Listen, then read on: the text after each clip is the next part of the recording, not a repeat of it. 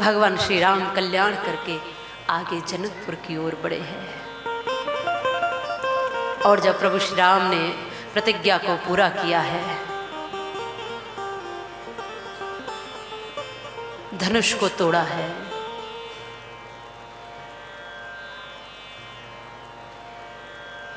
प्रतिज्ञा चढ़ा दी है, जानकी जी को वरण कर लिया है,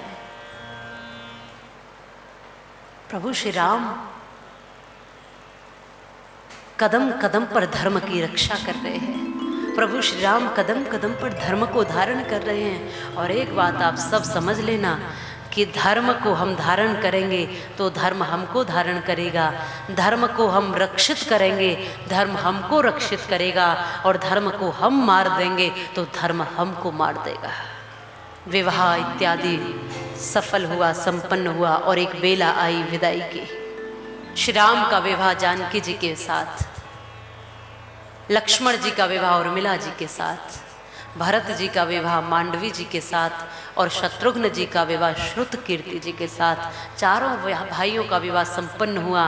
जनक जी धन्य हुए, दशरथ जी धन्य हुए, अयोध्या और जनकपुरी दोनों नगरी धन्य हुई। और मैं तो कहती हूँ राम जानकी जी के आने से पूरी दुनिया धन्य हो गई, पूरी दुनिया धन्य हो गई। पर जब कहते हैं विवाह में जितना उत्सव है, विदाई में उतने ही आंसू हो जाते हैं। बेटी को जब विदा करते हैं, उस लाडली को कैसे विदा करें? जनक ये सोच रहे हैं कैसे विदा करूं, कैसे विदा करूं अपने इस कलेजे के टुकड़ों को। वो बेटी भी कहती है कि आखिर जिस घर में आंगन में पलकर मैं बड़ी हुई हूं, उससे मुझे क्यों बाहर जाना पड़ता है, क्यों दूर जाना पड़ता है। संतों ने समझाया कि बेटियां तो धान की फसल के जैसी होती है। कैसी? धान की फसल। धान की फसल को देखा होगा, एक जगह उसको लेते हैं, वहां से उखाड़ते हैं, उखाड़ कर दूसरी जगह रोपते हैं। ये बेटियां भी ऐसे ही विकसित होती हैं। धान की फसल की विकास भी उसी में है, यहाँ से उखाड़ कर उस वहाँ पर रोपने में। बेटियों को भी इस आंगन से उस आंगन भेजते हैं, और फिर ये सृष्टि का सृजन करती है, आगे संततियों को बढ़ाती है, अपना परिवार संभालती हुई उस परिवार को भी अपना बना लेती है, और एक सृष्टि को बृहद करती है। ये इसके विकास की ऊंचाइयां हैं। पर बेटी कहती है, भाई भी इसी आंगन में पलकर बड़ा हुआ, मैं भी इसी आंगन में पलती हूँ, पर एक पल में कह देते हैं ये पराई है। माता पिता भी कहते हैं कि पराए घर जाना है, और जब वहां जाती है तो वो भी कहते हैं कि ये पराए घर से आई। वो पूछती है मेरा घर कौन सा है। जब तक पिता के घर में थी वो कहते थे पराए घर जाना है, और अब जहां आ गई मुझे लगा मेरा घर है, तो फिर आप कहते हो कि पराए घर से आई है। बड़े सुंदर भाव हैं, छोटी सी उम्र है। आप ज्यादातर यहाँ राजस्थान से है, जो मूल है, तो राजस्थान में आपने पहले सुना या देखा होगा, बहुत छोटे छोटे से बाल गोपालों की ही शादी कर देते। यहाँ तक कि कई बार तो ऐसा सुनते थे कि दो सहेलियाँ कभी आई गंगा जी पे स्नान करने, और सहेलियाँ भी नहीं हैं, कोई कहीं से आई कोई कहीं से, एक कलकत्ता से आई एक हैदराबाद से, दोनों गर्भवती हैं, गंगा स्नान करने आई, और गंगा स्नान करते करते मित्रता हो गई। अरे बहन कहाँ से आई? इनमें मित्रता बहुत जल्दी हो जाती है। कहाँ से आई हो? अच्छा मैं कलकत्ता से। तुम हैदराबाद से? अच्छा ठीक है। तुम भी गर्भवती हो? मैं भी गर्भवती हूँ। दोनों में गहरी मित्रता हो गई नहाते नहाते। और जब मित्रता हो गई, दोनों ने कहा कि देखो एक के बेटा हुआ और एक के बेटी हुई, तो एक काम करेंगे, हम तो मित्र है ही, इन दोनों का रिश्ता आज ही पक्का कर देते हैं। अभी बालक आया भी नहीं, एक के बेटा हो गया एक के बेटी हो गई, तो रिश्ते पक्के कर देंगे। रिश्ते पक्के हो जाते थे पेट में ही, उसको पता ही नहीं है जिसका रिश्ता पक्का हो रहा है। और कई बार बाल विवाह का भी प्रचलन था, धीरे धीरे धीरे धीरे अब वो बढ़ रहा है। तो कभी उस भाव का ये शब्द है, वो बेटी कहती है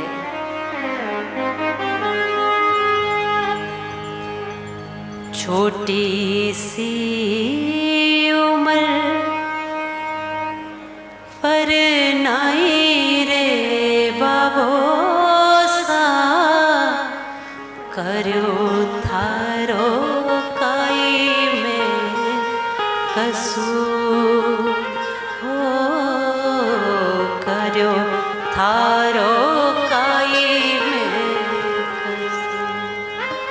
छोटी सी उम्र पर नाई रे बाबोसा, करो थारो काई में कसूर हो, करो थारो काई में कसूर। था घर जन्मी, था घर खेली, अब घर भेजो माने दूजे सा हो। आगे बढ़ूं तो पग पाछे पड़े, मारो कान जियो सर गूंजे सा हो। मैं काई बोलूं मारा आंसुड़ा बोले, मैं काई बोलूं मारा आंसुड़ा बोले। हिवड़ा भर्यो है घर को हो, हिवड़ा भर्यो है घर को। छोटी सी उम्र पर नाई रे बाबोसा, करो थारो काई में कसूर हो, करो थारो काई में कसूर। बेटी कहती है क्यों इतनी जल्दी पराया कर देते हो। माता पिता समझाते हैं ये हमारे लिए आसान तो नहीं है अपने कलेजे के टुकड़े को किसी दूसरे के हाथ में सौंपना, पर ये प्रक्रिया है जो सबको निभानी पड़ती है, जो जनक जी ने भी निभाई और आज भेजा है। अपनी जानकी को समर्पित किया है प्रभु श्री राम जी के हाथों। राम जानकी और सभी भाइयों के साथ यहाँ राजा दशरथ अपनी सभी पुत्र वधुओं के साथ, पुत्रों के साथ, सभी के साथ अयोध्या में आए। अयोध्या में कुछ समय बीता।